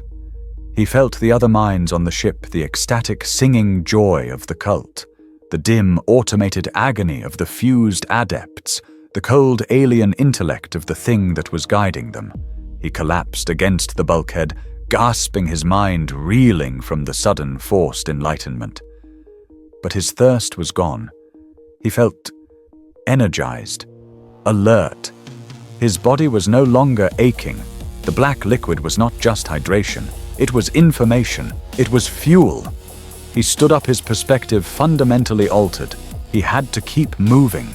He made his way back to the primary engine room, drawn by some lingering vestigial memory of his old life. He entered the vast cathedral-like space. It was silent. Piston 7 Alpha was still inert, a monument to the first lie. The room was empty. He took a step onto the main causeway, and the universe tilted.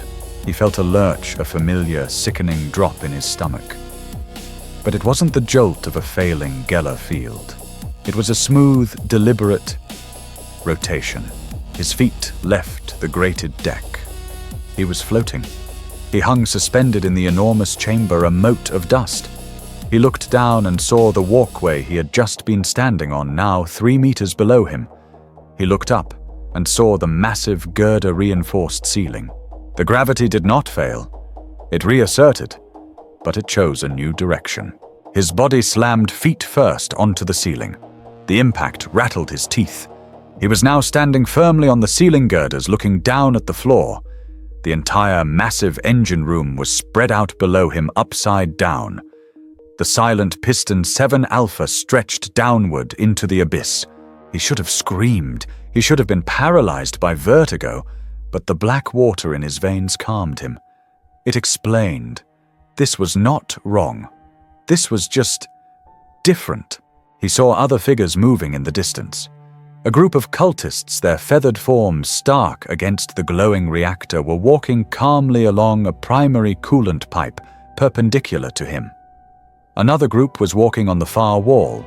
The engine room had become a puzzle box of localized arbitrary gravity. Kalen looked at his gauntleted, mutated hand. He looked at the floor far above his head. This was the new reality. The new path. He took a step. His boot clamped firmly to the metal girder. He took another. He began to walk upside down across the ceiling of the engine room, his old world inverted beneath his feet. He had drank the ship's truth, and now he was no longer questioning its laws. Kalen walked the inverted spine of the engine room, the black water thrumming in his veins.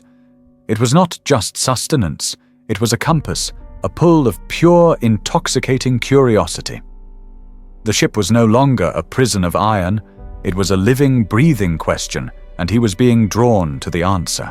He walked, and the ship's new unified consciousness spoke through its prophet.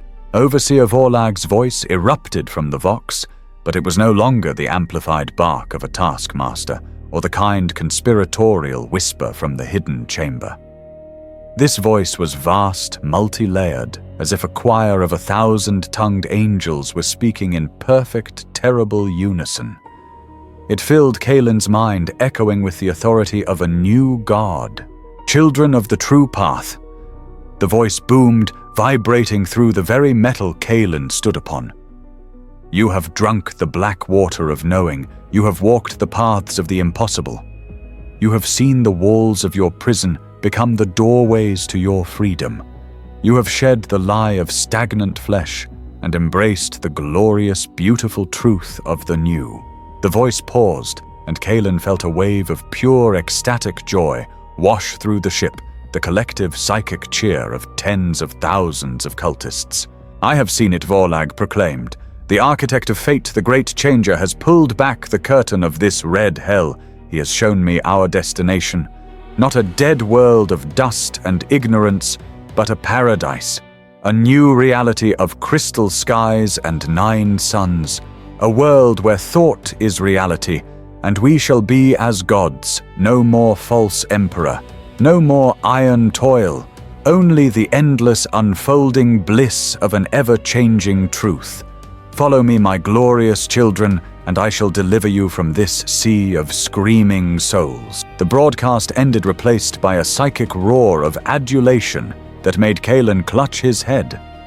The pull in his gut intensified. The black water demanded he witness this. It demanded he see the prophet. It demanded he go to the bridge. He no longer needed to find a route. The vow guided him. He moved toward a solid bulkhead, and a sphincter-like opening of pink, new-grown flesh metal pulsed open, inviting him in. He crawled into the shaft, and the ship pushed him, squeezing him through its new organic arteries like a nutrient through a vein. He was no longer an infiltrator. He was cargo. He was deposited gently onto a high, dark gantry. He looked down into the heart of the ship's command, the bridge. It was no longer the austere metal and brass sanctum of Imperial command. It was a throne room, a living, breathing cathedral of mutation. The walls were not steel, but a pulsating pearlescent substance, like the inside of a living conch shell, and they were carved with flowing, impossible, ever-shifting sigils. The duty stations and consoles were gone, replaced by crystalline, fungus-like growths that pulsed with a soft, blue-pink light. Zangors, their bird-like heads twitching, stood as honor guards, their massive, curved blades humming with energy. And in the center, in the place where the captain's command throne and the master control panel had once stood, was the source of the ship's new life. Kalen gasped, his gloved, mutated hand flying to his mouth. He saw Captain Aerite, or what was left of him. He was fused. He was impaled and absorbed by a forest of brass and copper cables that had erupted from the deck, thick as a man's arm. They had burrowed into his flesh, into his skull, into his very being, pinning him in a horrific, crucified pose. The cables had merged with his body, his flesh, and the metal flowing together until he was indistinguishable from the machine. His once proud face was a frozen mask of silent, eternal agony. His skin turned the color and texture of oxidized bronze. His eyes were gone. In their sockets were two shattered, dark vid screens, flickering with lines of random screaming code and bursts of white static. He was the new navigation cogitator. He was the living, suffering, unwilling mind that piloted this Duhiu monstrous vessel. A battery of pure, concentrated pain. Then the prophet entered. Kalen shrank back. It was Vorlag. But he was no longer a man. He was immense, easily 10 feet tall, his old overseer's robes hanging in tatters from a frame that was impossibly regal. His back had split open, and from the wounds sprouted two magnificent, impossible wings. They were not made of feather and bone. They were made of pure, solidified light, a flowing spectrum of pink and blue energy that cast shifting, unnatural shadows. His crystal eyes burned with a cold, blue fire. He had become the thing he preached. The prophet overseer stalked to the center of the bridge. He stood before the agonized, crucified form of the captain panel. He did not look at the view screen. He looked at the screaming man-machine. He raised his hands, his long, changed fingers crackling with blue energy. He began to chant. It was not Gothic. It was not a language of men. It was a series request continue. The scream was not a sound. It was a physical psychic concussion that threw Kalen from his perch. He landed hard on the pulsating deck of the gantry, his bones rattling. The entire ship, the Emperor's vow, know it had a new name, born in that scream. The paradox engine was shuddering in a final agonizing transition. The violent, nauseating non-motion of the warp stopped. The hellish red-black void that had pressed against the ship's soul was gone. A profound, echoing silence fell. The thrumming of the engines, the whispers, the ecstatic chanting of the cult, all of it paused, as if the ship itself was holding its breath. From his gantry, Kalen looked down at the main view screen of the bridge. It was no longer a polarized screen displaying tactical data. It was a vast, perfectly clear crystal, like a window that seemed to show not just the space outside, but the truth of it. And what it showed was not space. There were no stars, not the familiar cold pinpricks of light that Imperial charts described. There was no comfortable, empty black void. Outside in every direction was a storm, a colossal, churning cosmic hurricane of impossible, beautiful, terrifying colors. It was a nebula of purple-pink, electric blue, and virulent green, a tempest of pure, raw, unbridled creation and destruction. It was a living sky, and it was looking back. The storm was not random. As Kalen watched the swirling clouds of energy and shattered reality coalesced, the entire universe, as far as he could see, was forming a single immense, terrifying shape. It was an eye, a boundless, god-sized, malignant eye, its iris a vortex of madness, its pupil an abyss of pure malevolence. It stared at their tiny, insignificant, mutated vessel, and Kalen felt its gaze not on his skin, but in his mind. It was a look of ancient, knowing, hungry amusement. They were not safe. They were not in Imperial space. They had not escaped. The Prophet Vorlag, his wings of light flaring in triumph, had brought them to the one place in the galaxy where hell was real. They had arrived in the Ocularis Terribilis, the Eye of Terror. A new sensation washed over Kalen, and for a moment it was more shocking than the sight of the eye itself. He took a breath. The air was clean. For the first time in his life it was clean. It was not the recycled oil and sweat-stained smog of the engine decks. It was not the sickly, sweet, psychoactive mist of the cult. It was fresh. It was crisp. It was pure. He drew it deep into his lungs, a gasp of exquisite, shocking relief. But it was wrong. It was the air of an alien world, a hostile paradise. It carried the scent of things that had no business existing. It smelled of static electricity, of burning libraries, of ozone, and of 1,000 spices he could not name. It was the smell of magic. It was the smell of change, absolute and unconcealed. This was not air to be breathed. It was an atmosphere to be experienced. It was intoxicating, and it promised madness in every particle. Down on the bridge, the cultists were weeping with joy, falling to their knees, praising the Prophet for this new, clean, holy air. Then a new sound, a gentle melodic chime. It was not an alarm, it was an announcement. Kalen looked at the captain. The crucified bronze man-machine was stirring. The dark, static-filled screens in his eye sockets flickered, and a single coherent, 9-pointed sigil burned into life on each one. The captain panel had become a sensor node, and it was seeing. "They are here," the Prophet Vorlag's voice boomed, full of joyous welcome. "Our brothers, our benefactors." Kalen looked back at the crystal view screen. Emerging from the swirling, violent beauty of the eye's storm were ships. His heart, his indoctrinated imperial heart, seized in a spasm of primal terror. He knew the silhouettes. He had seen them in forbidden, terrifying instructional picts. He had seen them in the nightmares of terrified armsmen. They were not the slab-sided, brutal, righteous vessels of the Imperial Navy. These ships were wrong. They were monsters of corrupted metal fused with organic spined carapaces. They were things of ancient malice, their prows carved into leering, demonic faces. Hulls were covered in grotesque, writhing script, glowing with an internal, baleful light. They were ships that had been in hell for 10,000 years. They were the fleet of the Traitoris Astartes, the Chaos Fleet. They were not firing. They were not attacking. The Paradox engine was a newborn, mutated child, and its monstrous ancient family had come to welcome it home. The Vox crackled, but this time it was an external signal. A voice impossibly ancient, layered with 9 different whispering echoes, spoke a single word of greeting in a language of flowing mathematical precision. The Prophet Vorlag, his wings of light blazing, raised his arms to the traitor fleet and gave a single triumphant answering cry that echoed through the minds of every soul on board. "We have arrived." Kalen remained frozen on the gantry, a silent witness to the new hellish dawn. On the bridge below, the Prophet Vorlag, his light wings spread in triumph, was communing with the allied fleet.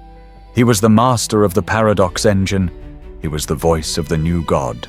A secondary crystal screen, one of the fungal organic consoles, flickered to life. It showed the main hangar deck, a space so vast it had its own weather.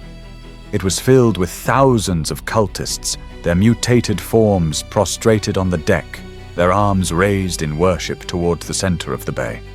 They were waiting for their new gods. As Kalen watched the screen, the air in the center of the hangar tore. It was not a clean portal. It was a raw, wet, bleeding wound in the fabric of reality, a gash of vibrant, impossible pink and screaming electric blue. It pulsed in time with the ship's reactor, and from it they came. They were not soldiers. They were ideas, malicious, joyful ideas given form. They were creatures of cackling, living, magical fire. They were beings of pure, unbound energy, hopping, dancing, and giggling as they emerged. Pink horrors, their limbs crackling with raw sorcery, cartwheeled into the hangar, their laughter a high-pitched, maddening shriek that Kalen could hear in his own mind even through the monitor.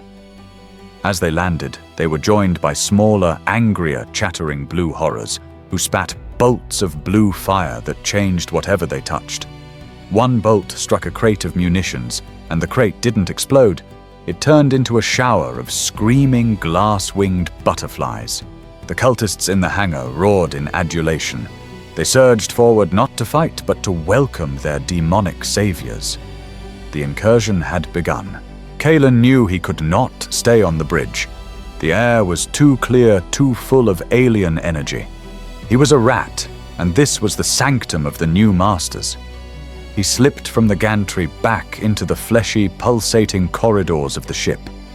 The black water in his veins guided him not to safety, but to witness. He ran. He ran as the ship itself groaned in a mixture of agony and ecstasy, its new passengers spreading through its veins. He heard the cackling laughter echoing from ventilation shafts. He heard the shrieks of the changed. He skidded around a corner and slammed into a newly erected barricade. Throne's teeth held him. Rough hands grabbed him. He was staring into the terrified, grime-streaked face of an armsman, his crimson uniform torn his eyes wide with desperate imperial faith. It was a small pocket, perhaps 15 of them, led by a hard-faced sergeant holed up in a secondary armory. They were the last. Adept, the sergeant barked, pressing a lasgun into Kalen's chest. "You are sane. You will fight. We are making our stand for the Emperor." Kalen wanted to tell them. He wanted to say that the Emperor was a lie, that their faith was a joke, that the ship itself had betrayed them. But he just nodded his throat too dry. He didn't have to wait. The demons found them. The laughter came first, a bubbling, high-pitched chorus from outside the bulkhead. "They're here," an armsman shrieked. "Guard the door." But the demons didn't use the door. The solid iron bulkhead giggled. It turned a bright bubblegum pink, softened like hot wax, and 3 pink horrors pushed through it, emerging from the molten metal as if it were a curtain. "Fire purge the Xenos," the sergeant roared. The armory filled with the snap hiss of lasfire. The beams struck the demons. The first pink horror exploded in a burst of pink energy and a joyful "Wee!" only to reform instantly as 2 smaller, angrier, chattering blue horrors. The armsmen fired again, their discipline holding. The blue horrors were hit, and they too exploded, only to reform as tiny, spiteful, brimstone-smelling flames that danced on the floor and then recoalesced into more blue horrors. The more they shot, the more demons filled the room. "Cease fire! Cease fire!" the sergeant screamed, realizing his mistake. Melee-fix bayonets for the throne. He drew his power sword, its blue field humming to life, and charged. The demon. He swung the sacred blade at the nearest cackling monster, and the blade stopped. The sergeant stared in horror as his power sword softened. The metal blade lost its edge, turned a sickly bruised green, and flowed backward, wrapping around his gauntlet like a living serpent. The head of the snake, the pommel of his own sword, twisted, and a pair of new ruby-red eyes opened. It struck fangs of steel, sinking deep into the sergeant's throat. He gurgled his eyes wide with betrayed faith, and collapsed. His own weapon had murdered him. It was the officer's rebirth, a rebirth into a corpse. The other armsman cried out in terror. One man's lasgun melted in his hands, reforming into a writhing copper creature that burrowed into his chest. He screamed as his skin began to crackle and turn to the shimmering blue crystal Kalen had seen before. It was a root. It was a joke. The demons were not fighting. They were playing. They were cackling and dancing as the last loyalists of the vow were murdered by their own sanctified weapons. Kalen did not fight. He was a rat. As the last armsman was dragged screaming into a wall that had turned to liquid glass, Kalen found what he was looking for, a ventilation grate. He kicked it open and scrambled inside, crawling on his hands and knees, the sound of the maddening, victorious, giggling chorus chasing him into the dark. He crawled for hours or minutes. The ship was alive, and it was moving him. He was drawn irresistibly back to the one place he had just fled. Back to the bridge. He emerged, trembling back onto the high, dark gantry. He was undetected. The show was about to begin. Down on the bridge, the prophet Vorlag was standing in his moment of ultimate triumph. His light wings blazed. He had brought his people to the promised land. The air in the center of the bridge shimmered. It did not tear like the hangar rift. It folded. Space and time bent, inverted, and opened as if a page were being turned. From the fold, a being unfurled itself. Your eyes are flesh-adept. They are weak and they lie. Vorlag boomed the lash, hissing as he coiled it. The machine is pure. You are flawed. You spread panic. You imply the machine spirit is a liar. This is sacrilege. He punctuated the word with a brutal kick to Kalen's ribs. Complete your rituals, and you will be reported for temporal reassignment. 10 lashes for scaremongering. It was immense, a creature that had no right to exist in a 3-dimensional world. It was avian bird-like, but its wings were not feathers. They were a cascade of 1,000,000 ancient leather-bound books, all flapping and rustling, whispering in 1,000 dead languages. Its head was a skull-like beak, and its eyes were not eyes. They were swirling miniature galaxies, nebulae of ancient cold starlight. It was a lord of change. The cultists and Zarngors on the bridge prostrated themselves, pressing their mutated faces to the deck. The prophet Vorlag, his face alight with ecstatic devotion, bowed to the creature. The Lord of Change cocked its impossible head. It ignored the groveling cult. It focused its starry gaze on Vorlag. It spoke. Its voice was the sound of a library burning, of 1,000,000,000 plots, a lining of a prophecy fulfilled. The vessel is secured. It intoned its voice, a symphony of 9 echoes. The flock is gathered. Yes, great Lord. Vorlag cried, his voice trembling with pride. I have delivered them as you showed me. I have fulfilled the prophecy. I am your humble servant. The demon regarded him with an expression of cold, infinite amusement. Vorlag's ecstatic smile wavered. My lord, the prophecy the Lord of Change mused did not speak of your arrival. It spoke of the ships. Your role was to be the key that unlocked the door. I am the key, Vorlag stammered, confusion clouding his crystal eyes. You were the demon corrected. It tapped its staff, a thing of pure, solidified fate on the deck. The plan is complete. Your purpose is fulfilled. Vorlag opened his mouth, but no sound came out. He looked down at his hands, a sudden dawning terror on his serene face. The light of his wings sputtered, flickered, and died. Kalen watched his gloved hand covering his mouth in silent, profound horror. The prophet, the unkillable, transcendent being, began to disintegrate. He started at the feet, his body crumbling into fine grey ash. The ash swirled upward, his robes, his augmented flesh, his crystal eyes. All of it dissolving into dust. The mighty wings of light broke apart into motes of energy and simply went out. In 3 seconds, the being that was Vorlag, the voice of the new god, was nothing but a pile of inert dust on the pulsating deck. He was a tool, a pawn, a single complex step in a plan so vast he could never have understood it. The Lord of Change paid the pile of dust no attention. It had merely tidied up. The great demon turned its terrible star-filled gaze upward, past the gantry, past the metal, and Kalen knew it was looking directly at him, huddled in the darkness. It saw his mutated hand. It saw the black water in his veins. It saw his terror and his curiosity, and with a beak that could not possibly do so, it smiled. The demon's smile was an ending. Kalen turned and fled the gantry, his feet pounding on the pulsating deck. The Lord of Change did not pursue. It didn't need to. The ship which had once guided him was now herding him. Passageways of flesh metal pulsed and sealed behind him, forcing him down a single inevitable path. He was a rat, and the maze was now shrinking, guiding him to the final trap. He burst through a final sphincter-like opening and stumbled, falling to his knees. He was home. The primary engine room. It was dark, silent, save for the contented, blood-fed purr of the plasma reactor far below. The air was cold.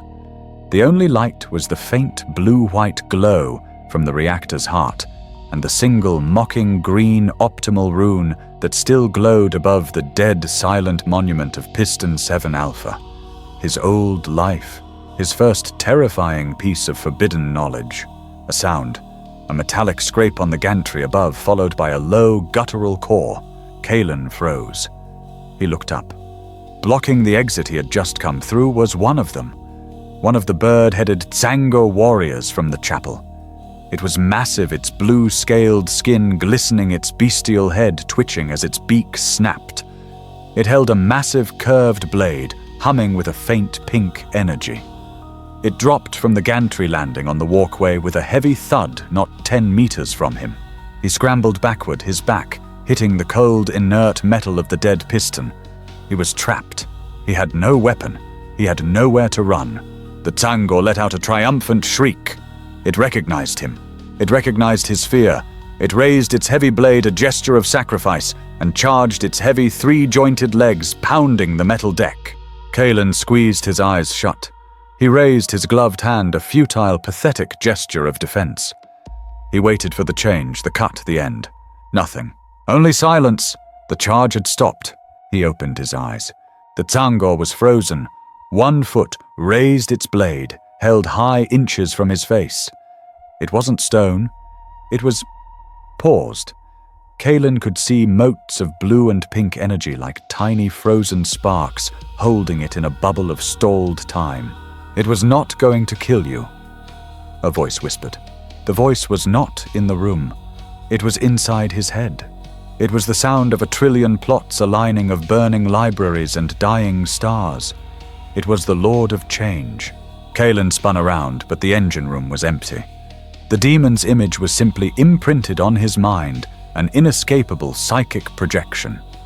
He saw the book-winged, star-eyed colossus from the bridge towering over his consciousness. It was going to bless you. The voice continued, a hint of dry academic amusement in its tone. A crude method. Messy. I prefer negotiation. Kalen was trembling, his mind pinned by the demon's mental gaze. What do you want? He thought the words a silent plea. What do you want, Kalen? The voice replied. You are the anomaly, the rat that saw the lie in the trap. You saw the piston and you doubted. You drank the black water and you understood. You watched a prophet, a pawn, be swept from the board, and you learned. You are not like the others. You do not just believe. You watch. The mental image of the demon loomed closer, its galaxy eyes swirling. You have spent your entire miserable life in service. First, you served a blind machine. In Kalen's mind, the image of the silent piston flared. A machine that demanded endless, pointless ritual. It demanded your sweat, your pain, and your knees, and in return it gave you nothing. Just a cold metal tomb. Then you served a talking corpse. Kalen flinched. I served the Emperor. You served a lie, the voice corrected, not with anger, but with the simple, cold finality of a mathematical proof. A gilded, silent slave master on a throne, 1,000,000 light years away. A god that demanded your ignorance as its highest virtue. A master that demanded your blind, suffering obedience, all for a purpose you were forbidden to comprehend.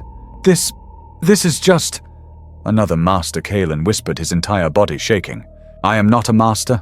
"I am a patron," the Lord of Change replied. "I do not offer you servitude. I offer you understanding. I offer a trade." The demon's voice was impossibly gentle. "You are afraid. You fear this." The mental image gestured to the frozen Tzaangor. "You fear becoming a beast. Let me show you what you should have feared." A vision unbidden slammed into Kaelin's mind. He saw his own life, the one he would have had. He saw himself 10 years older, his back a permanent agonizing curve. He saw himself 20 years older, his face a grey, hollow-eyed mask, still anointing a different joint on a different deck. He saw an overseer, not Vorlag, but identical in his cruelty, lashing him for a misspoken syllable. He saw himself old at 40, coughing his recycled lungs out in the dark of his hab coffin, dying alone, his body scavenged for proteins to be fed back into the nutrient paste. He saw his entire life a meaningless grey, agonizing loop of pain, ending in a forgotten, useless death. His existence was a zero, a rounding error. The vision vanished, leaving Kaelin gasping the cold, psychic truth of it, branding his soul. That the demon's voice whispered is the reward for your old faith. Ignorance, oblivion, nothingness. And now, see my path. And he saw his hand. In the vision he raised his hand. He willed it, and a bulkhead dissolved. He thought, and a Tzaangor obeyed. He spoke a single impossible 9-syllable word, and a new corridor birthed itself into reality. He was not the rat. He was the architect of the maze. He was not a slave to the machine. He was the machine. He had power. He had knowledge. The vision faded. Kaelin was back in the cold, dark engine room. The Tzaangor was still frozen, a monument to his choice. The Lord of Change's presence filled his skull, a silent, patient question. "They offered you chains of iron, and called it duty," the demon's voice concluded. "I offer you chains of truth. The truth, Kaelin, is that the universe is not a static prison. It is a glorious, malleable, endless change. And you can be one of the hands that shapes it. No more hiding, no more ignorance, no more fear. Only knowledge." Kaelin looked at the frozen Tzaangor. He looked at the dead, lying piston. He looked at his own right hand, the stolen metal gauntlet that hid his shame. Slowly, deliberately, he pulled the gauntlet off. He stared at his hand in the dim blue light. It was no longer just a branching finger. The mutation had blossomed. His entire hand was a pale, iridescent blue. His fingers were long, elegant, and segmented with an extra impossible joint. The branching digit was now a fully formed 6th finger. It was alien. It was monstrous, and in a way that made his stomach clench and his mind sing, it was beautiful. He stopped hiding. He stopped running. He stopped being the victim. He looked at his new, perfect, monstrous hand. Then he looked up at the empty air where the demon's mind image resided. Slowly, with a sense of profound, terrible, and final inevitability, Adept Kaelin the rat from the bilge knelt. The bubble of frozen time burst. The Tzaangor unfroze its blade high, its shriek of victory on its beak. It stared at the kneeling human. Kaelin did not flinch. He simply waited. The Tzaangor's head twitched. It lowered its blade. It looked at Kaelin's exposed, mutated hand. It let out a low, rough caw, not of aggression, but of acknowledgement. And then the Tzaangor, the monster of chaos, knelt beside him. The moment Kaelin's knee touched the deck, his act of surrender was accepted. The bargain was sealed. The Lord of Change's presence vanished from his mind, its purpose fulfilled. But the ship which had been a passive guiding maze, now acted.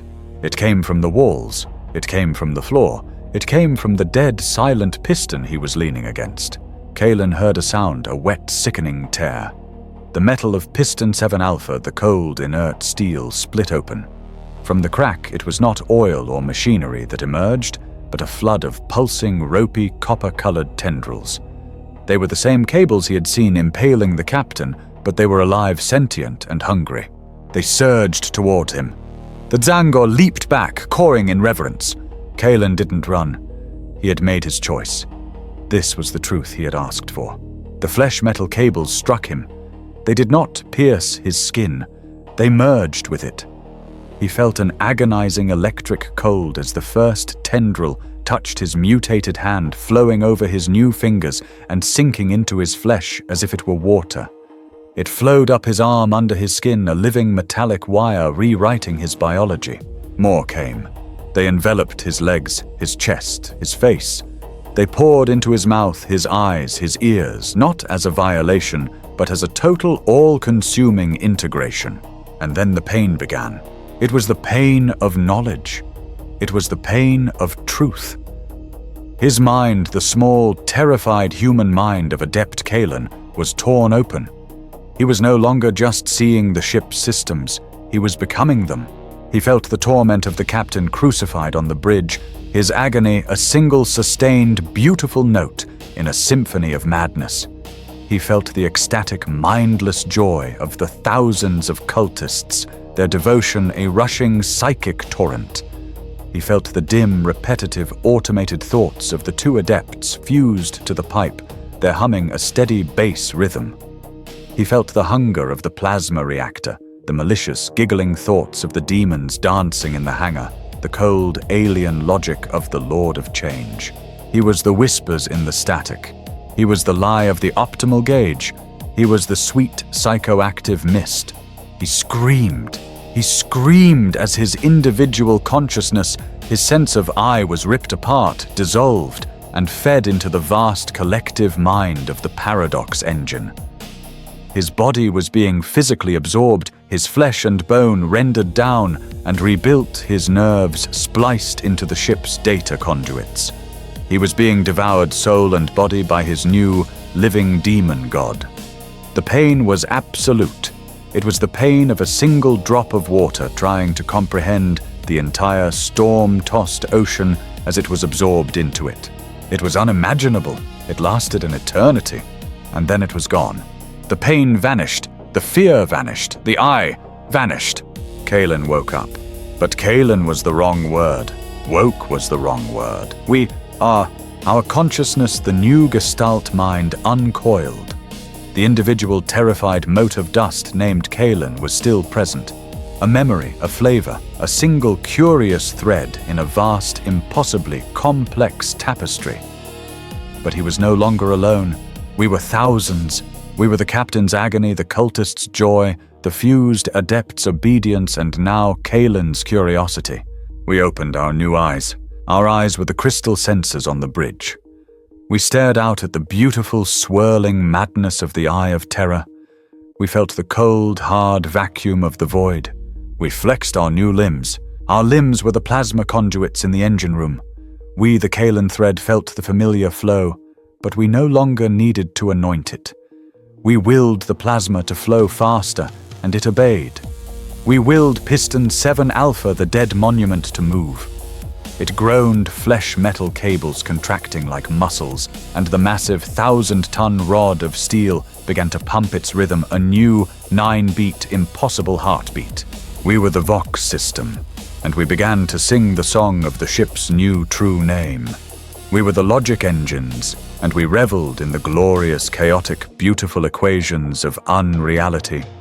We were the flesh-metal walls, and we felt the Zangor's footsteps as it patrolled our new corridors.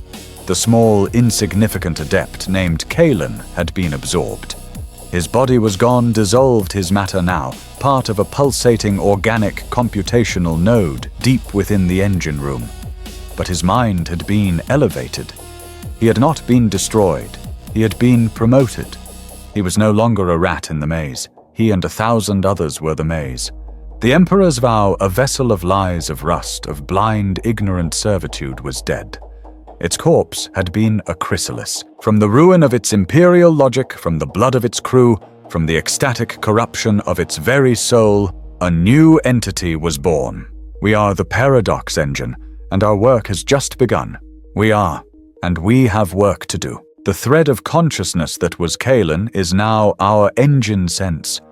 We turn our new collective mind to the heart of the ship, the place of our birth. The plasma reactor. In the before time, Kalen would have knelt, terrified anointing joints with blessed oils, whispering second-hand misunderstood prayers to appease a machine he was forbidden to comprehend. He was a slave to the motive force. Now we are the motive force. We feel the torrent of raw, blue-white plasma. It is uncontrolled chaotic. We do not fear it. We understand it. We see the ninefold equations that govern its secret, arcane mathematics. We do not send a servitor. We do not dispatch an enginseer. We sing. From the pulsating organic node that was Kaelin's body, a psychic note unfolds. It is a song of pure mathematical intent. We sing the equation of containment. We sing the precise, impossible nine-dimensional formula for a stable, controlled reaction. Our voice, the collective Kaelin thread, resonates through the flesh-metal conduits. The roiling, chaotic plasma listens. It obeys. It calms, swirling into a perfect, stable, nine-tailed vortex, its hum shifting from a roar to a deep, resonant, powerful chord. It is no longer just a reactor. It is our heart, and we are its conductor. We adjust the flow, not with levers, but with thought. We no longer perform rituals. We are the ritual. We feel the rest of our body. We are a new ecosystem, a perfect, self-sustaining symbiosis of flesh, metal, and demon. Our corridors are no longer empty. We feel the heavy clawed tread of the Zangas, our new armsmen. Their minds are a sharp, cold, bestial loyalty, a simple, beautiful loop of protect, patrol, serve. They are our antibodies.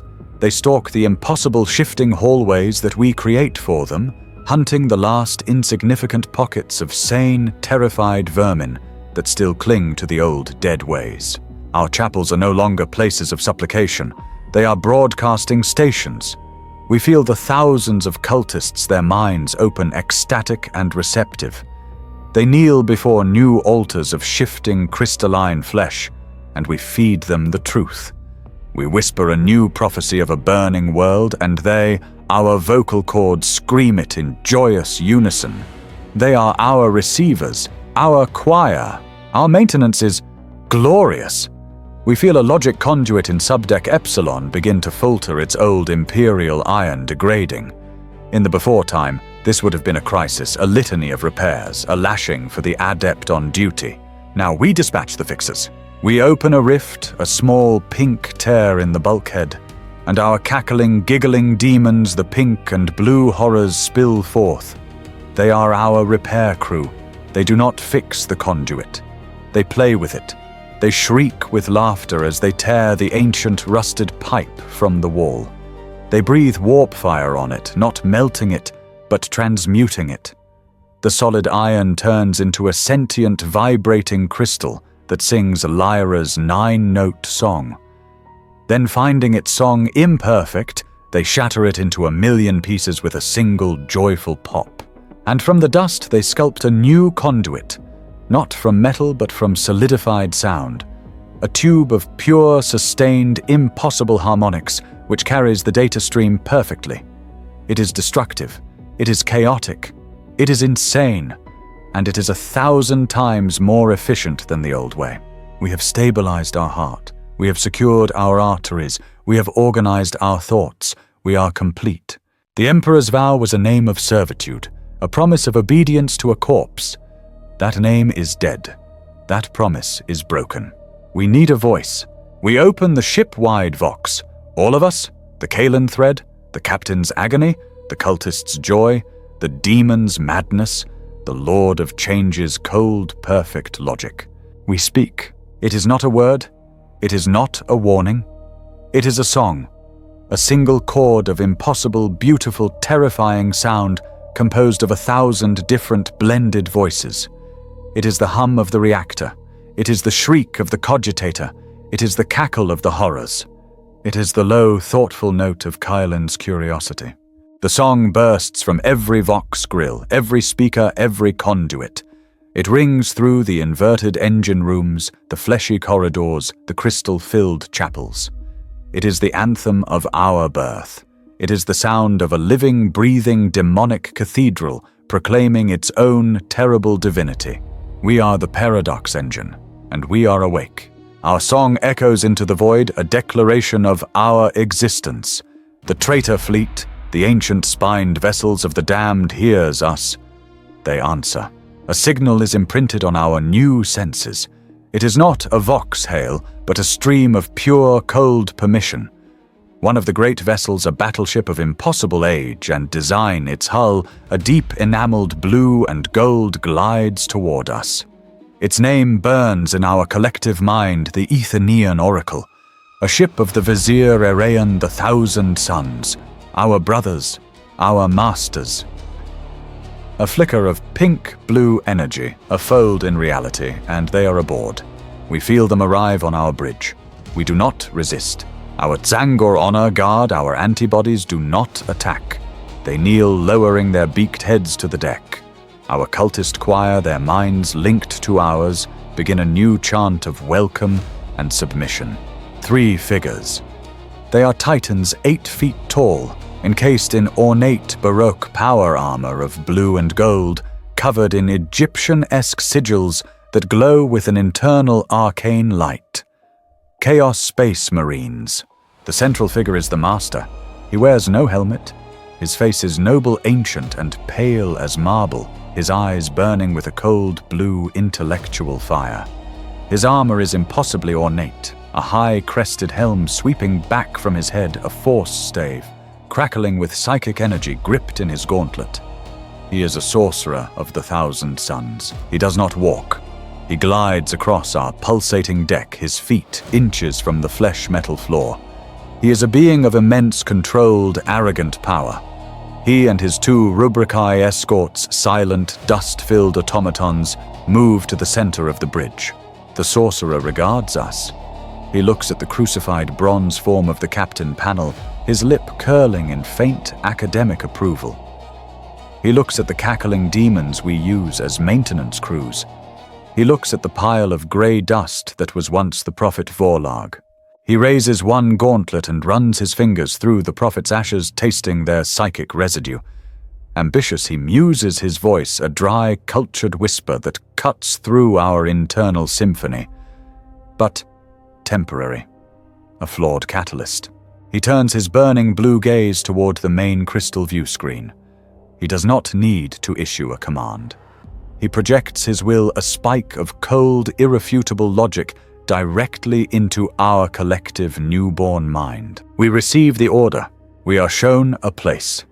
A single insignificant stubborn world on the edge of the segmentum obscurus.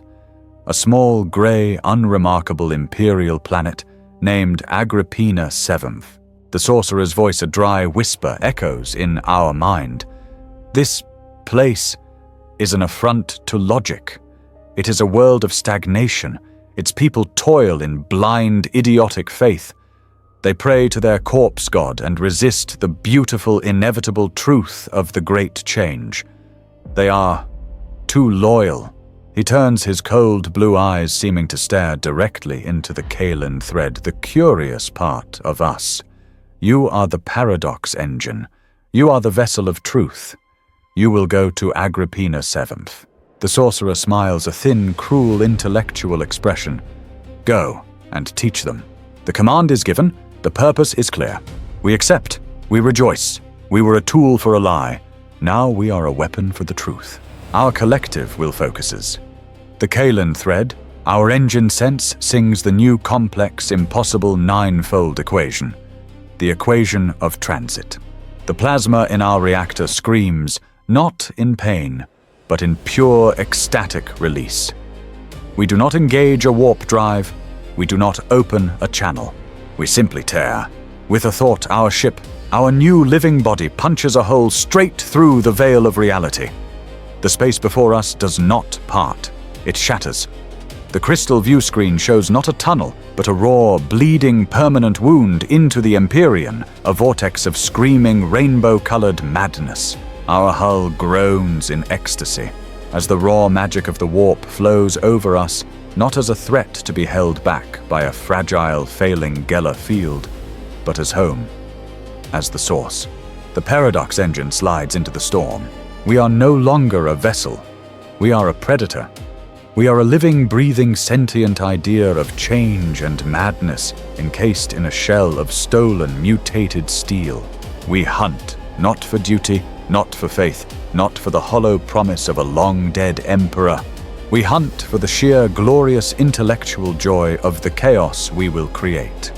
We hunt to bring the beautiful, screaming, transformative truth to a world that does not yet know it needs it. We hunt, and the laughter of our demons, and the songs of our cultists, and the silent, curious satisfaction of the Kalan thread all join in one perfect, terrible symphony. We are coming for Agrippina VII. We hear a question, a psychic echo, a query from the last dying mote of sanity we devoured, a final flickering spark of the old imperial ignorance asking before it was extinguished. It is the question that all sane minds ask of the damned. What is it like? The voice that answers is ours. It is the Kalan thread, but it is no longer the voice of a single terrified man. It is a collective, a choir of thousands speaking with a terrible calm and absolute clarity. It is the sound of the captain's agony, the cultist's joy, the demon's laughter, and Kalan's boundless curiosity, all woven into one. What is it like to serve on a vessel corrupted by the ruinous powers, to be a slave to the architect of fate? It is like serving on a vessel of the Imperium. There is tyranny. The will of the sorcerer is as absolute and uncaring as the will of the commissar.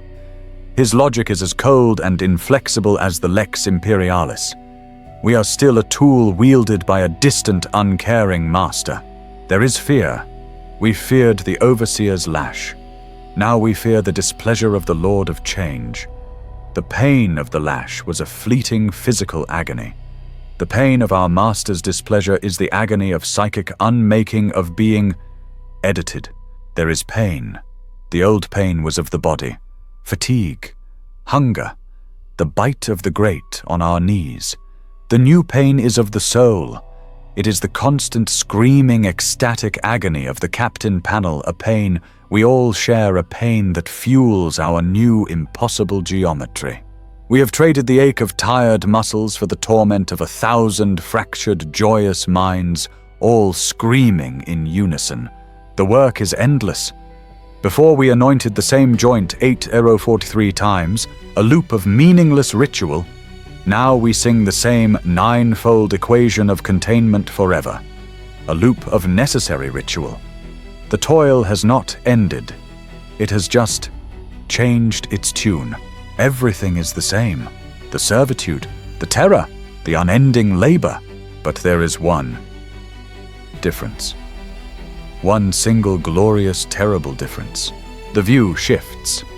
We are looking through the main crystal view screen. The ship is gliding through a sea of pure mathematical chaos. On the Emperor's vow, we served in ignorance, we died for a lie, we were forbidden to understand. We knelt before a machine whispering prayers we had memorized but never comprehended. We were livestock led by blind shepherds to a slaughter we believed was salvation. We were slaves to a cold iron lie. Now, on the paradox engine, we serve in knowledge. We suffer for a truth. We see with 1,000,000 eyes. We are the machine. We sing the equations of our own existence, and we understand the beautiful, terrifying mathematics of our own damnation. We see the gears of the great cosmic joke. We see the strings on the puppets. We see the hand that pulls them. The difference is not freedom. There is no such thing as freedom. The old lie, the new truth. They are both chains, but we have chosen. We have traded the cold, heavy iron chains of ignorance for the burning, exhilarating, diamond-sharp chains of truth. We are no longer blind. We see. And the truth we see is this. The universe is not a fortress to be defended. It is a canvas to be rewritten. Loyalty is not a virtue. It is a cage. Sanity is not a state of being. It is a limitation. The universe is a cruel, beautiful, magnificent, and terrible joke. And it is a joke we are finally in on, a new violent sensation. The ship lurches. The The swirling chaos of the warp outside the view screen tears. We have arrived. With a scream that is both a sound and a psychic shockwave, the paradox engine bursts from the Imperium. It emerges into the cold, black quiet of real space, a sudden, brutal intrusion of wrongness. Below is the target. Agrippina 7th, a small, peaceful, grey-blue marble blissfully unaware. A world of order, a world of stagnation, a world too loyal. We see our ship for the first time from the outside. The Emperor's vow is gone. In its place is a monster. The hull is a pulsating organic flesh-metal carapace glistening with pink-blue energy. The superstructure is a forest of impossible crystalline spires that sing in the vacuum. The prow is a gaping nine-jawed maw. It is a cathedral of madness. It is a living, breathing, weaponized paradox. The sorcerer stands on our bridge, his cold blue eyes drinking in the sight of the helpless world.